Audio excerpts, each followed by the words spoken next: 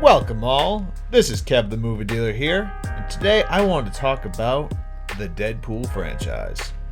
Now, I love the Deadpool character. Ever since I was introduced to him in his own video game, I fell in love. He was something different, he was something bold. He wasn't like Spider-Man or Batman or Superman. He was something, well, he was aggressive, he was funny.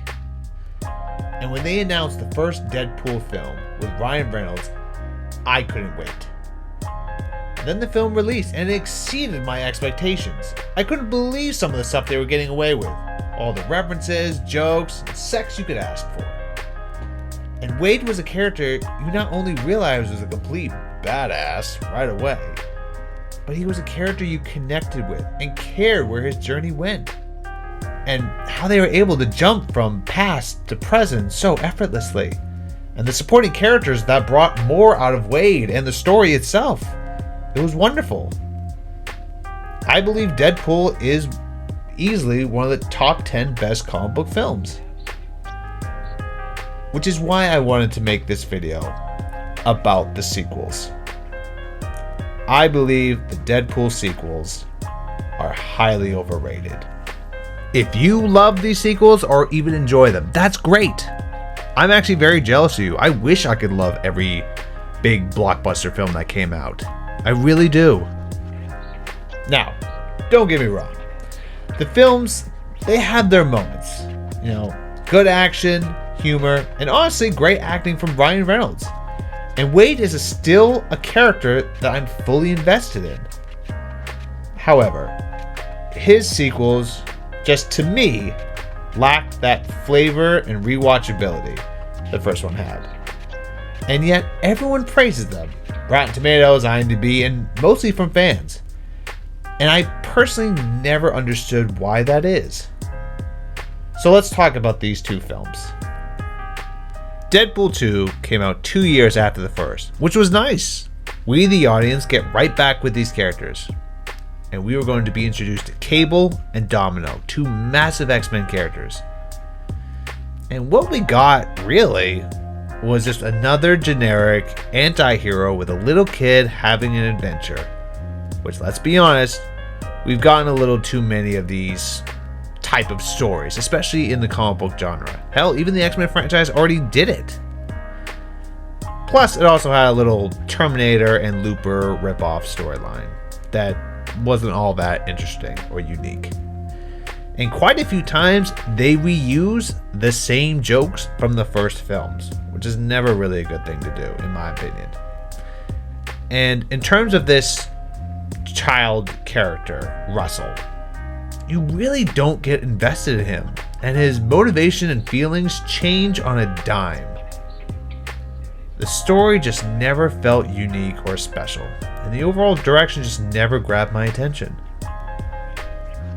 For me, actually, Deadpool 2 is the worst of this trilogy, which is really unfortunate. Now let's get into Deadpool 3, aka Deadpool and Wolverine. Came out 6 years after Deadpool 2, and with the merger of Fox and Disney and the announcement of Hugh Jackman returning as Wolverine, within seconds, the film became one of the most anticipated films of the year, at least for me. And when I left the theater, I was a little stumped. I liked it more than Deadpool 2, but didn't think it was all that great. The villains were quite forgettable, poor pacing, story was very straightforward and somewhat predictable. Now, Hugh Jackman definitely had his moments, but there was a whole lot of tell, don't show when it came to Logan's backstory. And the two Deadpool and Wolverine fights, they were great. But they were kind of the best part of the film for me. And that's just not enough as a fan. Okay. So, to be honest, all this could have been forgiven. Nothing in these films really upset me. You know, nothing really made me mad or just made me go, what the hell? Except for one thing. So there has been an element to these films I have not yet brought up. That is the romantic element, aka Vanessa. Wade and Vanessa's relationship in that first movie was more than electric. They stole the whole movie, which practically never happens in these superhero movies. You can make the case for Tony and Pepper or Peter and Gwen, but overall, it's just sexual attraction these other films have with their leads. Nothing more. Wade and Vanessa truly felt like a couple. Hell, they came across as if they were best friends, that they really couldn't live without one another. And the audience loved them. I loved them. And so, how did the sequels handle this relationship? As if it was nothing but an inconvenience to move forward with their bland stories.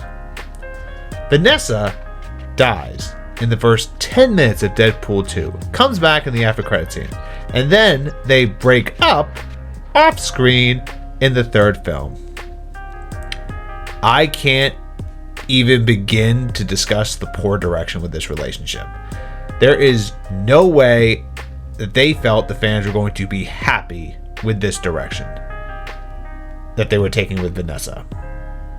Just imagine, like, the opening for Deadpool 2 was like a Deadpool styled wedding, or hell, watching a Deadpool family being formed. You really can't help to think of what kind of moron just says out loud and say, like, a writing meeting, press conference kind of room, hey, let's just kill Vanessa. The character Wade spent most of the last film trying to get back to in the first 10 minutes. Just to shake shit up. And people actually ran with that. Just my God. So to wrap things up, Wade is a character you could have gone in any direction.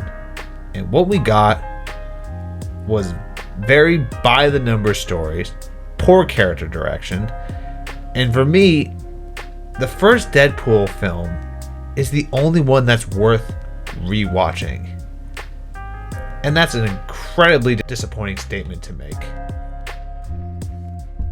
Alright guys, that about does it for me. Thanks for tuning in. Let me know what you guys think of the Deadpool movies. Comment down below, and don't forget to hit that like and subscribe button. Alright y'all, I'll see you next time. Have a good one.